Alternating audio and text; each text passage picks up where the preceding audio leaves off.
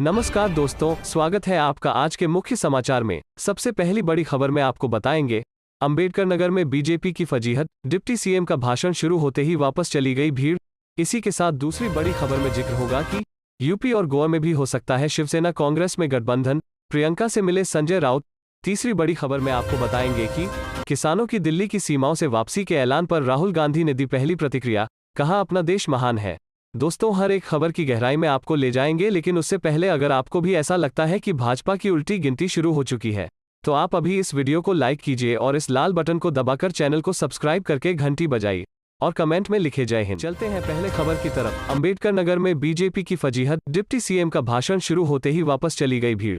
जी हाँ दोस्तों, ये तस्वीरें यूपी के अंबेडकर नगर की हैं, जहां डिप्टी सीएम दिनेश शर्मा की सभा के दौरान आए महिलाएं अचानक वापस लौटने लगी हैं।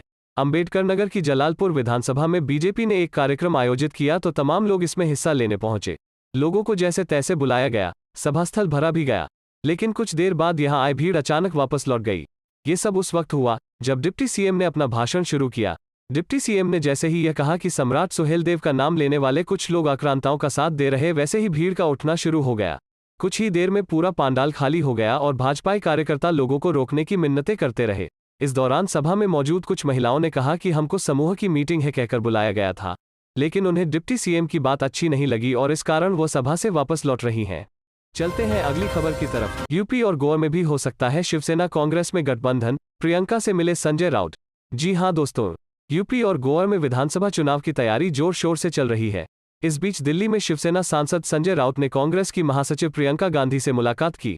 इस बैठक को राउत ने सकारात्मक बताया, साथ ही उम्मीद जताई कि आगामी यूपी और गोवा चुनाव में उनकी पार्टी कांग्रेस के साथ गठबंधन कर सकती है। अभी महाराष्ट्र में शिवसेना कांग्रेस और एनसीपी के साथ मिलकर सरकार चला रही है। न्यूज एजेंसी एएनआई से बात करते हुए राउत ने कहा कि ये एक सकारात्मक बैठक थी। हम उत्तर प्रदेश और गोवा में एक साथ काम करने की सोच रहे हैं। वहीं एक दिन पहले उन्होंने कांग्रेस के पूर्व अध्यक्ष राहुल गांधी से मुलाकात की थी। उस दौरान उन्होंने साफ तौर पर यह कहा था कि कांग्रेस के बिना कोई विपक्षी मोर्चा नहीं हो सकता है। इन दो मुलाकातों के बाद से महाराष्ट्र के सियासत में तरह तरह की बातें हो रही हैं। वहीं पश्चिम बंगाल की बम्पर जीत के बाद ममता बनर्जी की नज़र दिल्ली पर है। कुछ दिनों पहले वो महाराष्ट्र के दौरे पर गई थी। उस दौरान उन्होंने आदित्य ठाकरे और संजय राउत से मुलाकात की।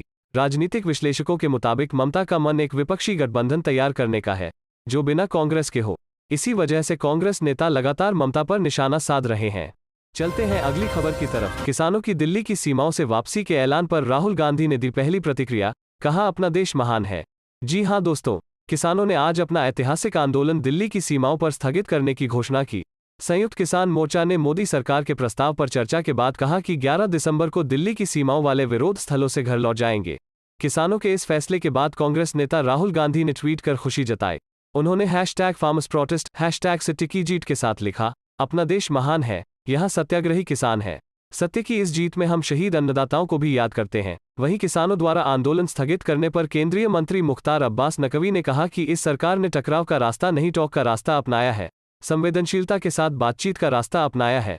सरकार की नीति और नियत अन्नदाताओं, कृषि के पक्ष में है। यह हर व्यक्ति समझता है, वह भी समझ रहे हैं। केंद्रीय मंत्री संजीव बालियान ने किसान संघों के प्रदर्शन स्थगित करने के फैसले का स्वागत करते हुए कहा कि इससे बीजेपी को केंद्र और राज्य दोनों में पार्टी की सरकारों द्वारा किए गए कामों को लेकर उत्तर प्रदेश विधानसभा चुनावों के लिए अपना एजेंडा तय करने में मदद मिलेगी। पश्चिमी उत्तर प्रदेश से जाट समुदाय से बीजेपी के प्रमुख नेता बालियान ने कहा कि पार्टी की स्थिति में सुधार आएगा, क्योंकि नरेंद्र मोदी सरकार द्वारा उठाए कदमों से संतुष्ट होकर किसान घर लौट रहे हैं। उन्होंने संसद के बाहर पत्रकारों से कहा, यह न केवल मेरे लिए बल्कि हम सभी के लिए खुशी की बात है और वे सरकार के कदमों से संतुष्ट होकर घर जा रहे हैं। इससे पहले किसान नेताओं ने कहा कि वे 15 जनवरी को यह देखने के लिए फिर बैठक करेंगे कि क्या सरकार ने उनकी मांगों को पूरा किया है। मुख्य रूप से पंजाब, हरियाणा और उत्तर प्रदेश के किसान पिछले साल 26 नवंबर से विरोध प्रदर्शन कर रहे थे। तीनों कृषि कानून वापस लिए जा चुके हैं। आंदोलन की अगुवाई कर रहे संयुक्त किसान मोर्चा को केंद्र सरकार द्वारा हस्ताक्षरित पत्र मिलने के बाद यह घोषणा हुई है। पत्र में किसानों के खिलाफ मामलों को वापस लेने और न्यूनतम समर्थन मूल्य को लेकर एक समिति बनाने सहित उनकी लंबित मांगों पर विचार करने के लिए सहमति व्यक्त की गई। चलते हैं अगली खबर की तरफ। केएमसी के चुनाव में कांग्रेस ने 121 वार्डों पर अपने प्रत्याशी उतारे, प्रत्याशियों के लिए प्रचार कर सकते हैं कन्हैया कुमार। जी हां दोस्तों, जवाहरलाल नेहरू यूनिवर्सिटी के पूर्व छात्र नेता कन्हैया कुमार कोलकाता नगर निगम केएमसी के चुनाव में कांग्रेस प्रत्याशियों के लिए प्रचार कर सकते हैं। पार्टी सूत्रों के हवाले से यह जानकारी मिली है। कांग्रेस ने केएमसी के 121 वार्डों पर अपने प्रत्याशी उतारे हैं। केएमसी के चुनाव प्रचार को लेकर कांग्रेस में अब तक खास उत्साह नहीं देखा गया है। बंगाल कांग्रेस अध्यक्ष अधीर रंजन चौधरी संसद के शीतकालीन सत्र के लिए इस समय दिल्ली में हैं। पार्टी के राज्यसभा सदस्य प्रदीप भट्टाचार्य भी अब तक प्रत्याशियों के पक्ष में चुनाव प्रचार करते नजर नहीं आए हैं। पार्टी की चुनाव प्रचार कमेटी के चेयरमैन व मालदा के पूर्व विधायक मुश्ताक आलम ने प्रचार को लेकर क्या रणनीति तैयार कर रखी है, यह अब तक स्पष्ट नहीं हो पाई है। पता चला है कि कांग्रेस हाईकमान की तरफ से राज्य नेतृत्व के पास कन्हैया कुमार व पार्टी की अल्पसंख्यक शाखा के राष्ट्रीय अध्यक्ष इमरान प्रतापगढ़ी को केएमसी के चुनाव प्रचार के लिए कोलकाता भेजने का संदेश आया है। कांग्रेस प्रत्याशियों की तरफ से इच्छा जताए जाने पर दोनों कुछ वार्डों में प्रचार के लिए आ सकते हैं। गौरतलब है कि वर्तमान में बंगाल में पार्टी का कोई पर्यवेक्षक नहीं है। सह पर्यवेक्षक बीपी सिंह पार्टी हाईकमान से समन्वय स्थापित करके चल रहे हैं। कांग्रेस केएमसी के 29 व 45 नंबर वार्डों पर विशेष जोर दे रही है। उसे इन दोनों वार्डों में जीत की बहुत उम्मीद है। 29 व 45 नंबर वार्ड से कांग्रेस के निवर्तमान पार्षद क्रमशः प्रकाश उपाध्याय व संतोष पाठक फिर से मैदान में हैं। कन्हैया कुमार को इन दोनों वार्डों में चुनाव प्रचार के लिए लाया जा सकता है। प्रदेश कांग्रेस के एक नेता ने बताया कि केएमसी के चुनाव में कन्हैया कुमार के आने से पार्टी को फायदा होगा। चलते हैं अगली खबर की तरफ। अजय माकन का बड़ा बयान, कहा रैली करके सशक्त विपक्ष का धर्म निभा रही है कांग्रेस। जी हां दोस्तों, कांग्रेस की 12 दिसंबर को होने वाली महंगाई हटाओ रैली को सफल बनाने के लिए प्रदेश कांग्रेस ने कमर कस रखी है। रैली में भीड़ जुटाने और अन्य व्यवस्थाओं के माकूल इंतजाम के लिए प्रदेश कांग्रेस कार्यालय में लगातार बैठकें जारी है। गुरुवार को शहर कांग्रेस की बैठक में प्रदेश कांग्रेस प्रभारी अजय माकन ने महंगाई के खिलाफ रैली कर कांग्रेस अपने सशक्त विपक्षी धर्म का पालन कर रही है। प्रदेश कांग्रेस कार्यालय में जयपुर शहर कांग्रेस की बैठक में प्रदेश कांग्रेस प्रभारी अजय माकन, प्रदेश अध्यक्ष गोविंद सिंह डोटासरा, एआईसीसी के प्रतिनिधि मौजूद रहे। बैठक में मौजूद कार्यकर्ताओं से पहले शहर अध्यक्ष खाद्य मंत्री प्रताप सिंह खाचरियावास ने कहा कि भाजपा नेताओं का मन काला है, उनकी आंख का पानी मर गया है। आम जनता महंगाई से त्रस्त है, लेकिन वो महंगाई कम करने का नाम नहीं ले रहे हैं। राहुल गांधी और भ्रष्टाचार के खिलाफ अकेले लड़ाई लड़ रहे हैं। ऐसे में आलाकमान ने केंद्र सरकार पर दबाव बनाने के लिए रैली करने जा रहा है। रैली की मेजबानी हमें दी है, ऐसे में हमारा कर्तव्य है कि हम इसे सफल बनाएं।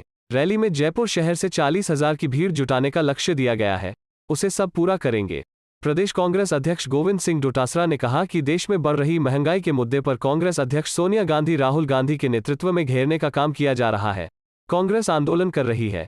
कांग्रेस हाईकमान ने राजस्थान को महंगाई हटाए रैली दी है। हमारा सीना गर्व से ऊंचा हो गया है। हम इस राष्ट्रीय रैली को सफल बनाने के लिए जुट गए हैं। प्रदेश प्रभारी अजय माकन ने कहा, देश में महंगाई से बड़ा कोई मुद्दा नहीं है। पेट्रोल, डीजल, रसोई गैस से लेकर सब्जियां तक महंगी होने से आम आदमी त्रस्त है। बाद में मीडिया से बातचीत में माकन ने कहा कि सुचारू रैली के लिए 11 कमेटी बनाई गई है, सबकी बैठक ली है। इस बात की व्यवस्था की गई है कि रैली में आए सभी लोगों के दोनों वैक्सीनेशन लगे हुए होने चाहिए। आरटीपीसीआर की 72 घंटे की रिपोर्ट साथ लेकर आए।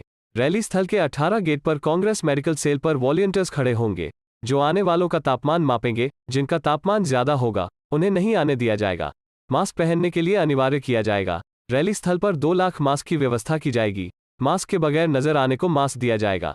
माकन ने कहा कि लोकतंत्र के रूप में विपक्षी पार्टी का धर्म है, उसे पूरा कर रहे हैं। महंगाई कम करने घटाने के लिए दबाव बनाने के लिए रैली कर रहे हैं। हमारे देश की जनता ने हमें सजग और सशक्त विपक्ष दिया है। इस वक्त लोगों को महंगाई से बड़ी कोई परेशानी नहीं है। ऐसे में सोई हुई भाजपा सरकार को जगाने का प्रयास नहीं करेंगे तो लोकतंत्र में विपक्ष के धर्म की पालना नहीं कर पाएंगे। मिशन 2022, प्रियंका गांधी ने यूपी चुनाव के लिए तय किए 100 प्रत्याशी, 60 महिलाओं को टिकट। जी हां दोस्तों, कांग्रेस की महासचिव प्रियंका गांधी ने बुधवार को कहा कि पार्टी ने उत्तर प्रदेश के आगामी विधानसभा चुनाव के मद्देनजर 100 उम्मीदवारों के नाम तय कर लिए हैं। इनमें 60 महिलाएं हैं। प्रियंका यहां कांग्रेस के प्रदेश कार्यालय में उत्तर प्रदेश विधानसभा चुनाव के लिए पार्टी का पहला महिला घोषणा पत्र जारी करते हुए यह जानकारी दी।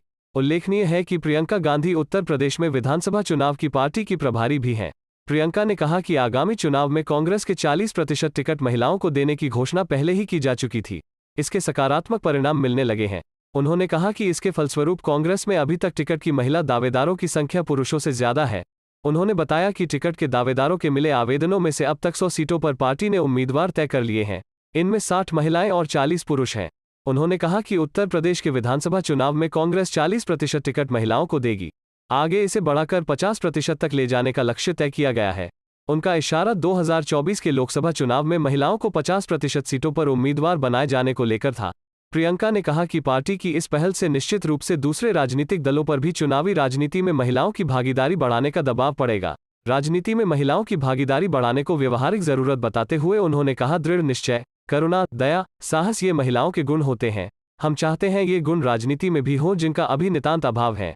ये बातें सिर्फ चुनाव के समय औपचारिकता न रहे, इसीलिए हमने महिलाओं को 40% टिकट दिए हैं। महिलाओं के लिए अलग घोषणा पत्र जारी करने के बाद अन्य वर्गों के लिए भी कांग्रेस द्वारा अलग घोषणा पत्र जारी करने के सवाल पर प्रियंका ने कहा कि जल्द ही एक और घोषणा पत्र जारी किया जाएगा। इसमें किसानों सहित अन्य सभी वर्गों के लिए भविष्य की कार्ययोजना का खुलासा होगा। मुख्यमंत्री योगी आदित्यनाथ द्वारा विपक्षी दलों के नेताओं द्वारा चुनाव आने के साथ ही मंदिरों के चक्कर लगाना शुरू करने के बयान पर प्रतिक्रिया व्यक्त करते हुए प्रियंका ने कहा कि मुझे अपनी धार्मिक आस्था के बारे में योगी जी से प्रमाण पत्र लेने की जरूरत नहीं है। क्या योगी जी जानते हैं कि मैं 14 साल की उम्र से व्रत भी कर रही हूं? अखिलेश यादव का दावा, बीजेपी नेताओं के मन में सपा की लाल टोपी का डर। जी हां दोस्तों, समाजवादी पार्टी सपा अध्यक्ष और उत्तर प्रदेश के पूर्व मुख्यमंत्री अखिलेश यादव ने बुधवार को दावा किया कि बीजेपी नेताओं के मन में सपा की लाल टोपी का डर घर कर गया है। अपनी लाल बत्ती गुल होने की सच्चाई से वाकिफ हो चुकी बीजेपी इसीलिए सपा के खिलाफ अनर्गल आरोप लगा रही है। अखिलेश ने यहां एक बयान में कहा, बीजेपी नेताओं के मन में सपा की लाल टोपी का डर घर कर गया है।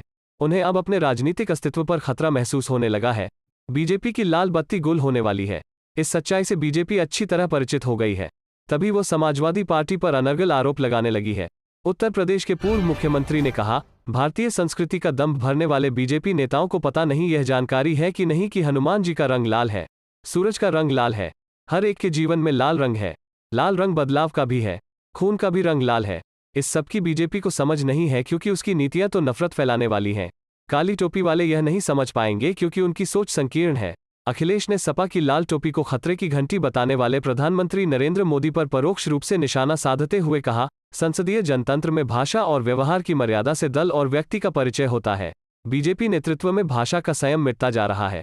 बीजेपी सत्ता के अहंकार में इतना डूब गई है कि वो विपक्ष को लांछित करने से नहीं चूकती है।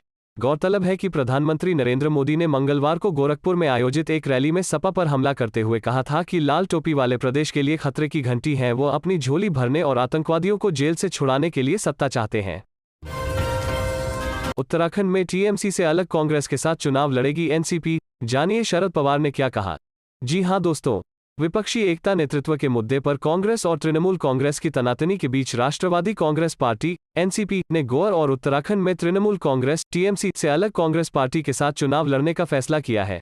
एनसीपी में मंगलवार को हुई पार्टी की राष्ट्रीय कार्यकारिणी की बैठक में यह फैसला किया। पार्टी ने निर्णय लिया है कि फिलहाल राष्ट्रीय स्तर पर जब तक पार्टी में पूरी तरीके से सहमति नहीं बन जाती, उससे पहले गोवा विधानसभा चुनाव के मद्देनजर एनसीपी कांग्रेस के साथ चुनाव प्रचार करेंगी। गौरतलब है कि एनसीपी की बैठक मंगलवार को पार्टी के राष्ट्रीय अध्यक्ष शरद पवार की अध्यक्षता में दिल्ली में बुलाई गई थी। बैठक में शरद पवार ने कहा कि एनसीपी ने हमेशा किसान आंदोलन का समर्थन किया है।